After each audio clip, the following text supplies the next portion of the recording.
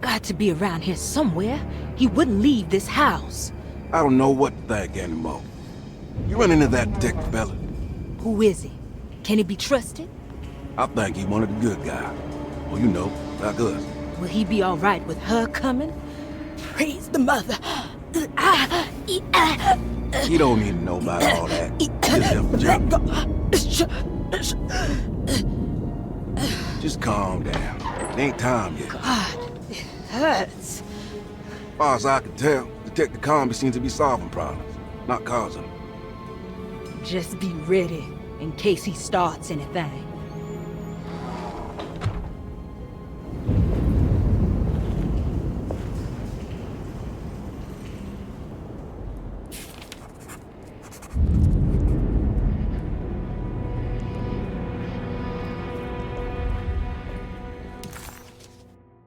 The two orderlies still hadn't found Jeremy. Conby figured this was good news.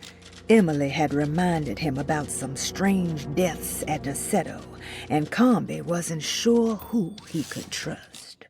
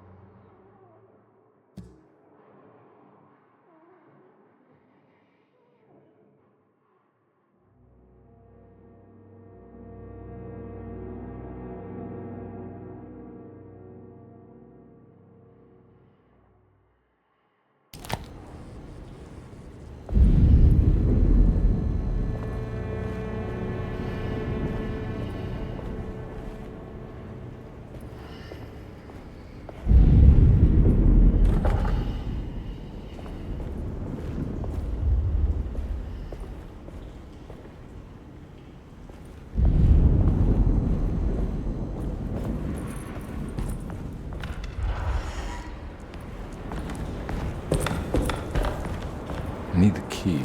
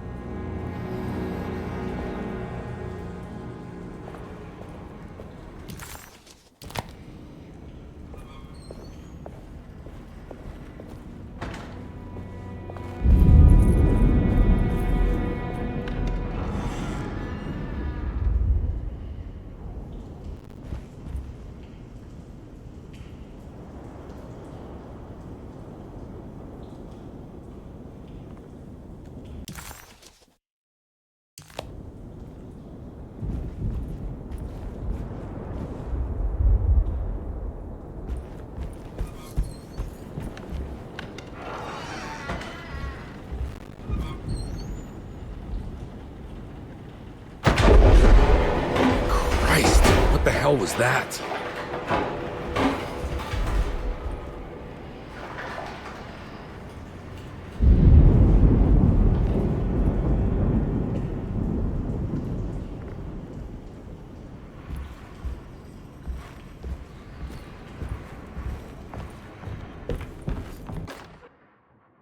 We must have faith that Jeremy's pact with the Dark Man is a bluff. If we are lucky, our visitors will find him and prove it's all nonsense before night falls.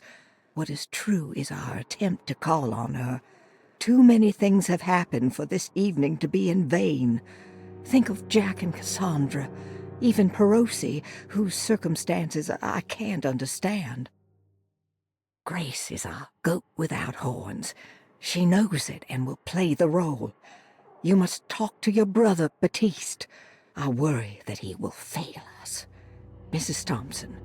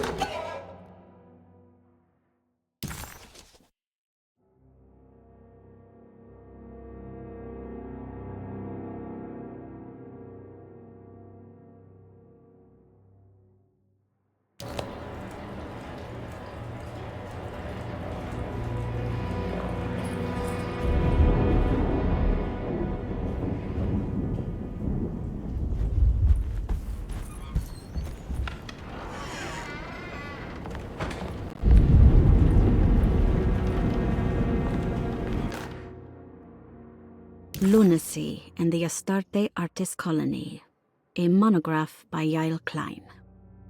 In early 1909, the old Derceto plantation outside of New Orleans was turned into an artist's colony. 3 famous European artists rented the house and the surrounding land from the owner, the Ledoux family. The colony was chiefly run by Sebastian Cortez, who was playfully dubbed the captain by his collaborators, William Arges and Heinrich Kassel. The colony existed for 6 years, until one day all 12 members disappeared without a trace.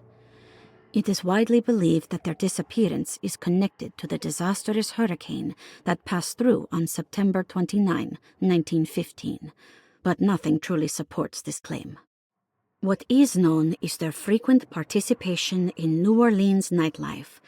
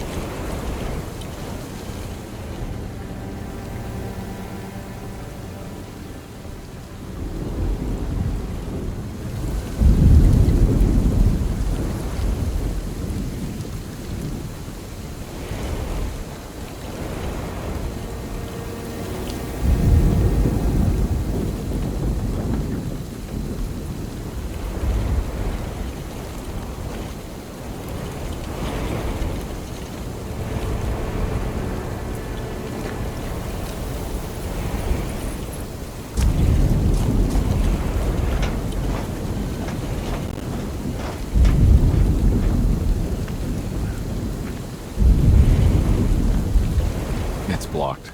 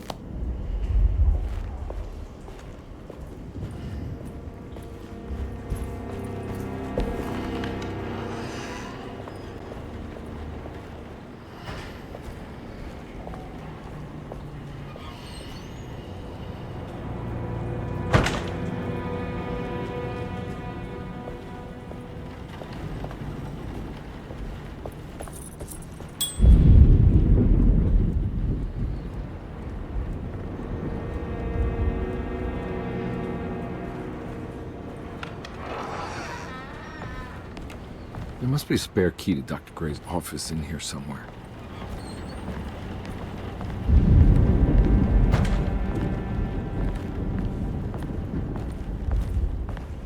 I don't have the combination for this. Maybe Jeremy did.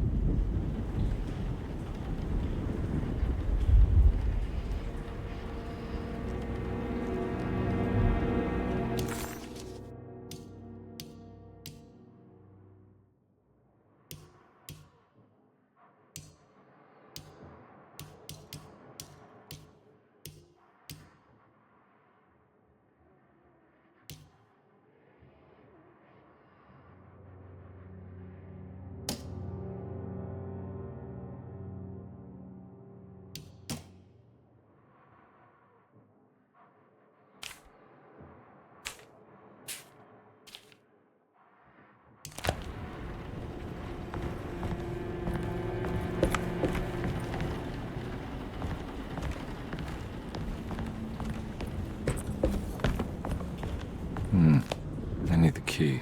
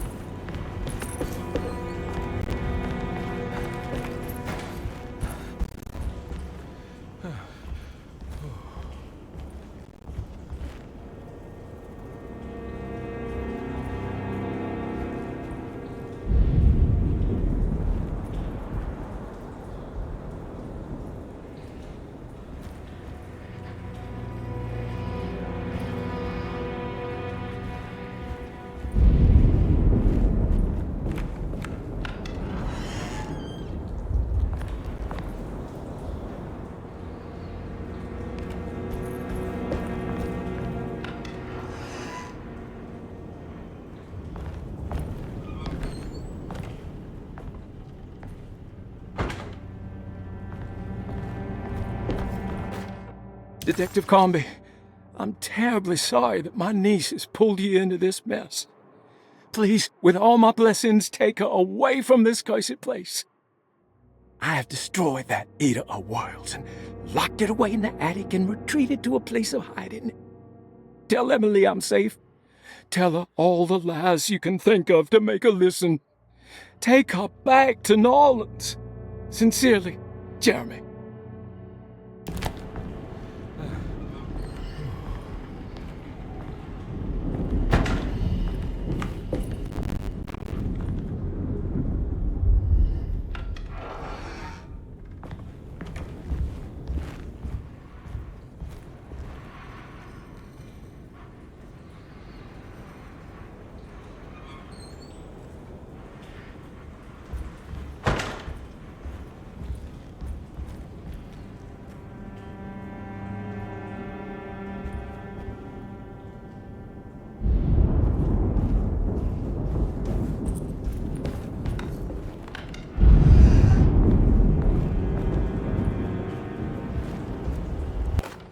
Brother, I need you to trust me. This is the most important moment in our family's history. I know you have doubts and that the terrible Mama Loa told you lies. I would never betray you. I promise. Lottie.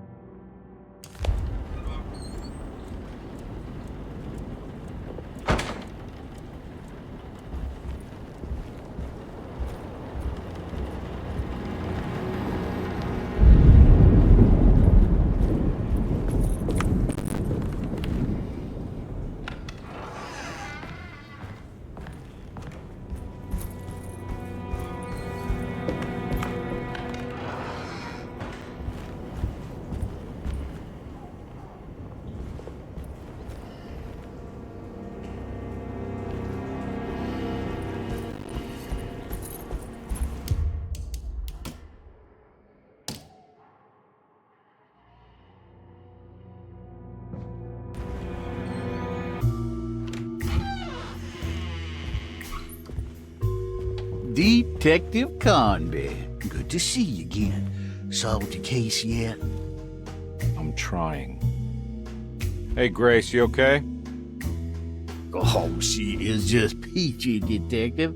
Are you looking forward to the Feast of St. John, Grace? I can't wait.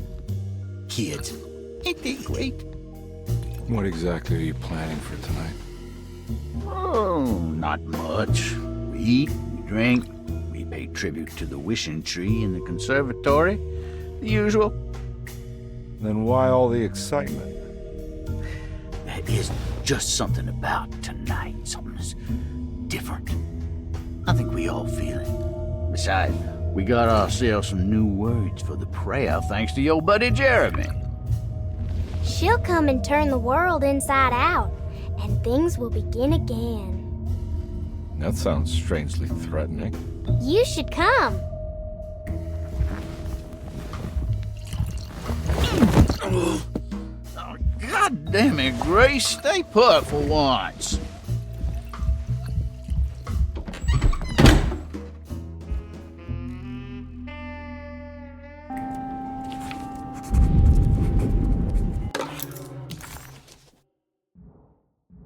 Better hold on to these. Wouldn't want them to get lost.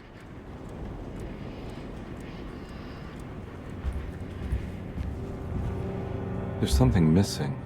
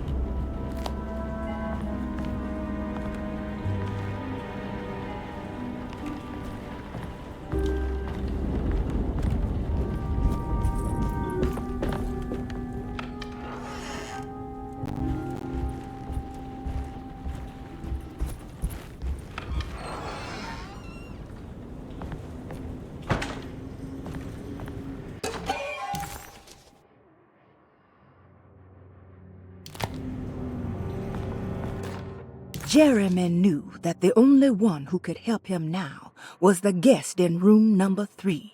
The room seemed to have been empty for so long. But that wasn't allowed to be true. The story needed to be different. To include something from the outside, he would bring the guest back to room 3 and show them what was in that safe. 913. But those were not the right numbers. That was the combination for the safe in the clerk's office.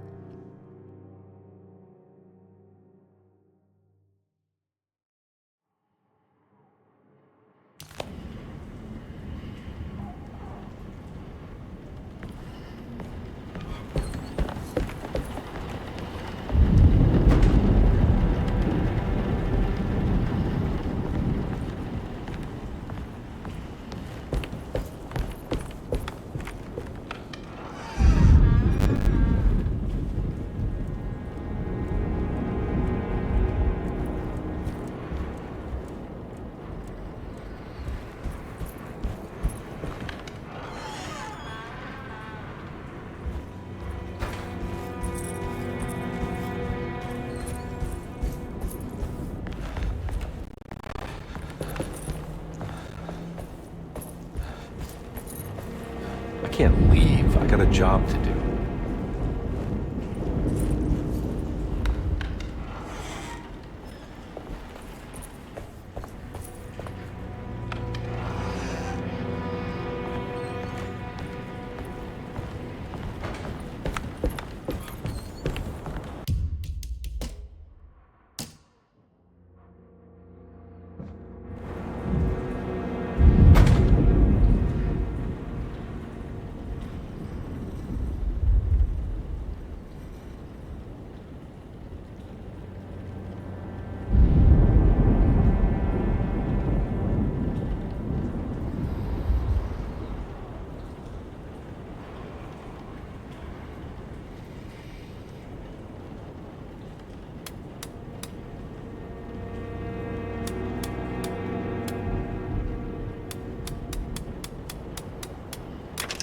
It worked.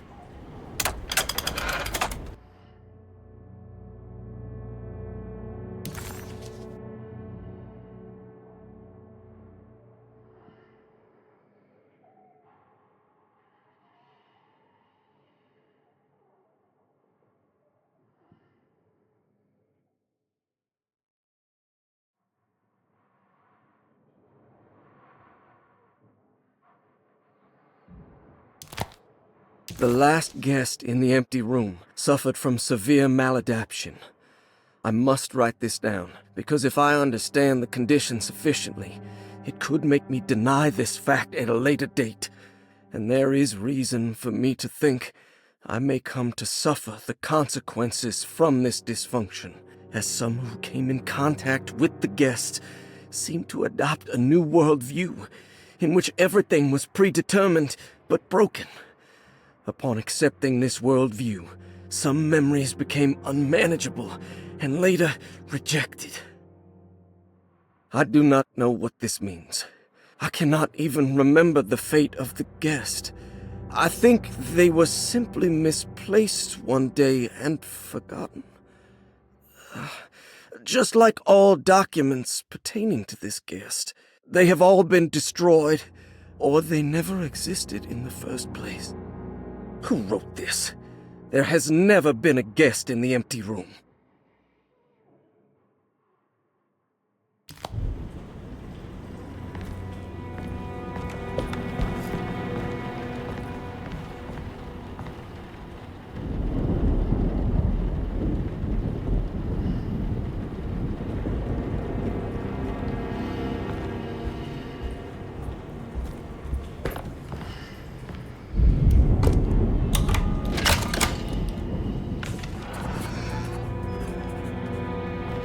Dr. Gray's office, all to myself.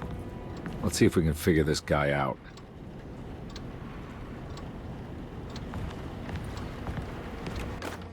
I have finished tidying up Miss Beauregard's belongings. I will leave it to you to contact her agent and have them collect her things. I found one of Grace's drawings she might want back, along with this key in her room, which I believe you've been looking for, Mrs. Thompson.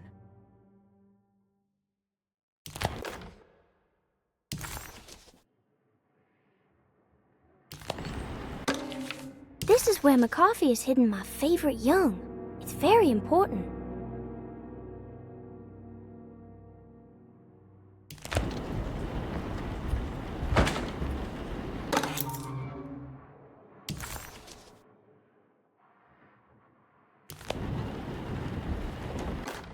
Dearest Dr. Manzetti, I find myself in a losing battle with my patient.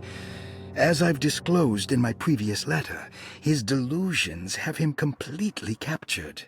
It's bad enough that he is torturing himself with paranoia, but his madness turns out to be quite persuasive to others, effectively laying the ground for mass delusion. I am writing to you in hope that you can give me some guidance. Beyond my ambition to avoid devastating surgery on my patient, I have grown worried about my own defenses. The words of my patient are deranged, yet they often resonate with something primitive within me. I have tried photographing his brain with X-rays. It was surprisingly difficult to get good results. Dark blotches on the plates kept obscuring all details. My patient looked at the bad plates and cried out in terror, telling me the dark areas was the shadow of the worm, eating him from inside. I could not see anything out of the ordinary. I hope this is a sign that my mind is not as receptive to the madness as I had feared. After further inquiry, my patient described the shadows inside his mind as some kind of chthonic monstrosity that wants to undermine his sanctuary. This is clearly a reference to a place he calls Teroea, a sort of library or convent that works as a psychological haven. With this imaginary haven threatened by this Chthonian, he has now constructed another, less pleasant hiding spot. Lately, he has been bringing up a metaphor of a steamboat that has run aground, that he feels like he needs to start the engines and reverse, but he is afraid that the hole in the hull would cause the whole ship to sink. I've been watching him turn this metaphor into reality for the last week. He knows it's made up, but he is doubling down, trying to make it a real memory. I feel certain that this is my chance to break through the barriers of his self-deceit.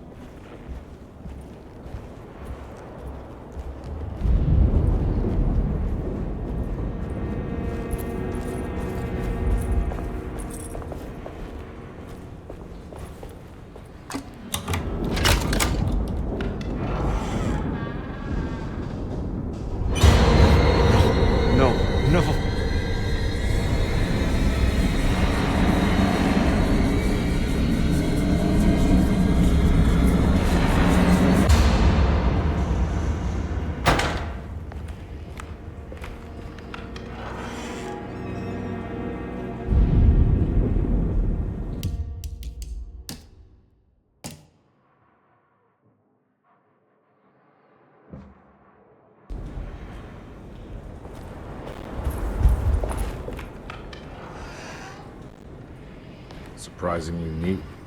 Maybe I've been selling that old barfly short.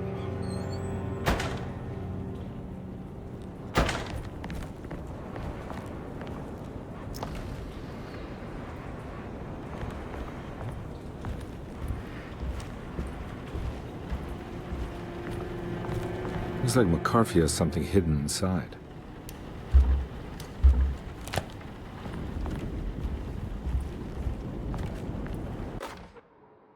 Sometimes I think this place makes me worse.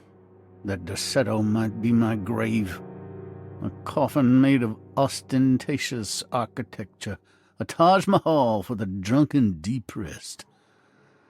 There's something about Derceto. Something about Dr. Gray.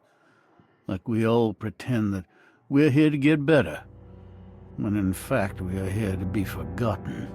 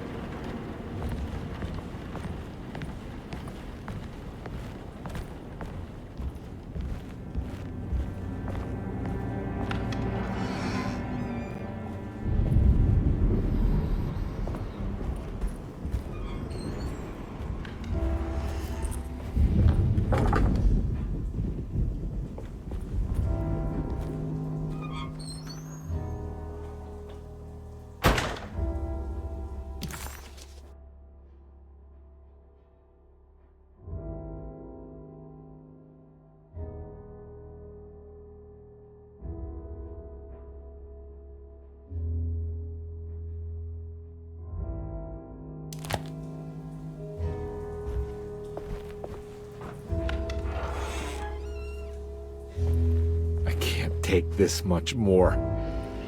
This has to end.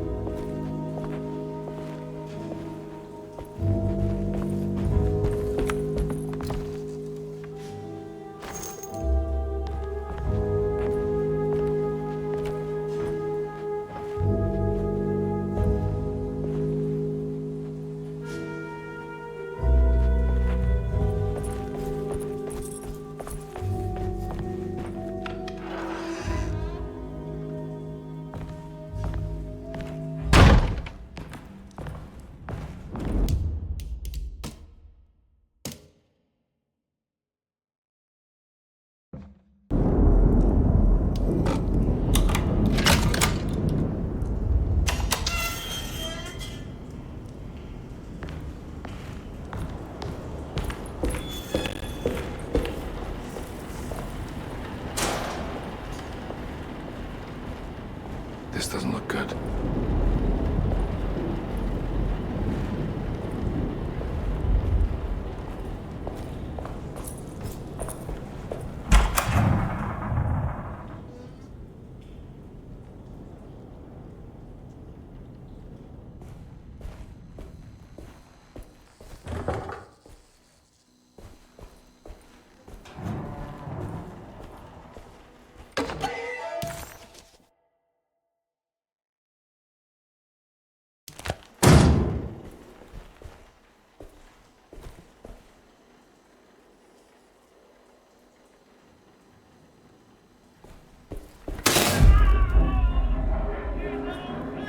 need the key.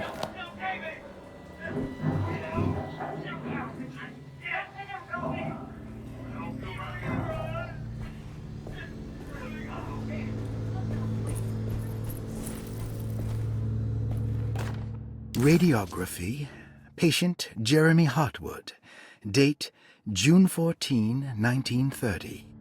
Plates. Jeremy's skull proved difficult to capture properly. Partial radiographs worked best. A complete picture of the brain can be assembled by piecing 3 plates together. Observations. Even when looking at an assembled version, a shadow covers significant parts of Jeremy's brain. Possible tumor, but more likely that the equipment is failing. Jeremy reacted strongly to the pictures and claimed to see a giant clay worm eating and displacing his memories. Notes. While this exercise has left me nowhere closer to an answer, I feel confident that a Burkhardt lobotomy should sever all necessary parts.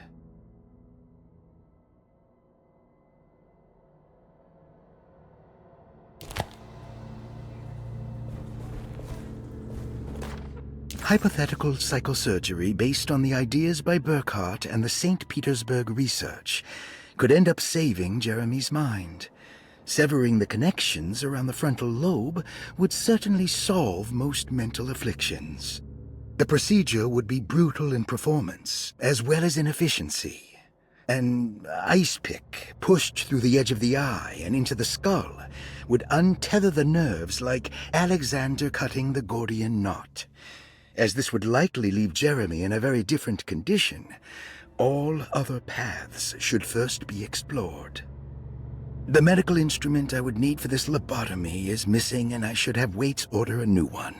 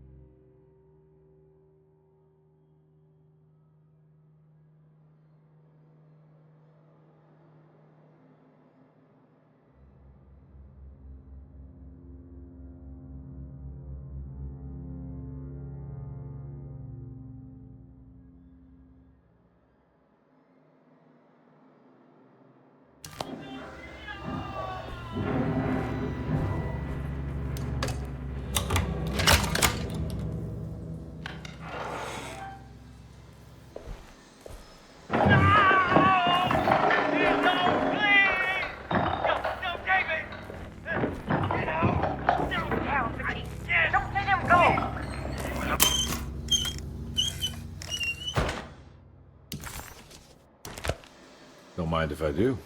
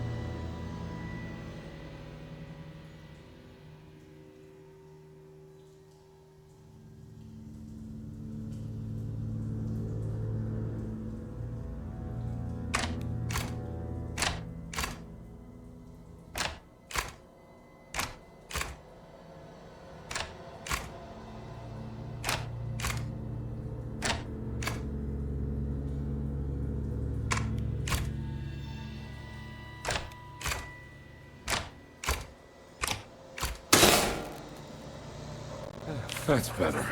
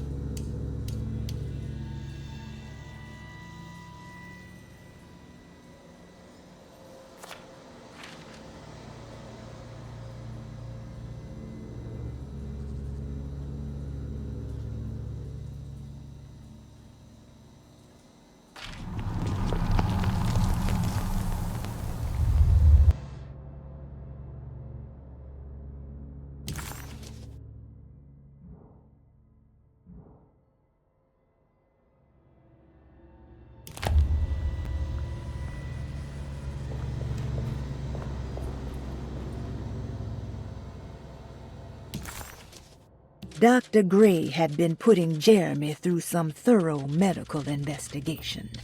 He was trying to break through Jeremy's stories and get to some truth, just like Comby was. Could Dr. Gray have been trying to break the contract as well?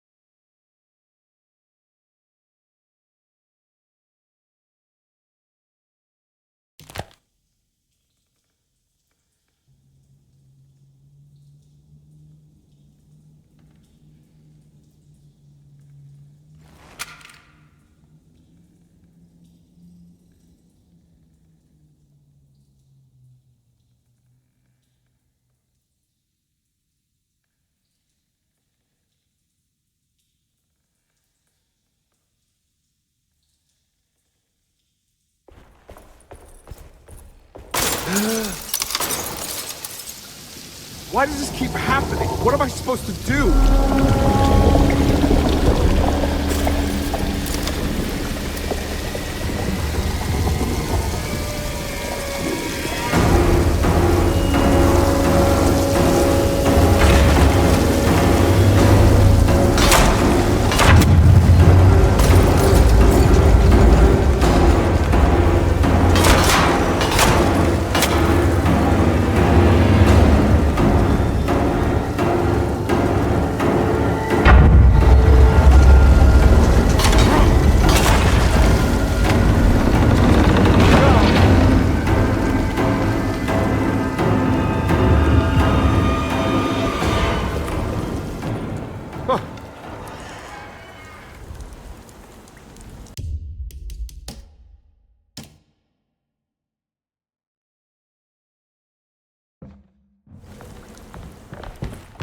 And we're back here.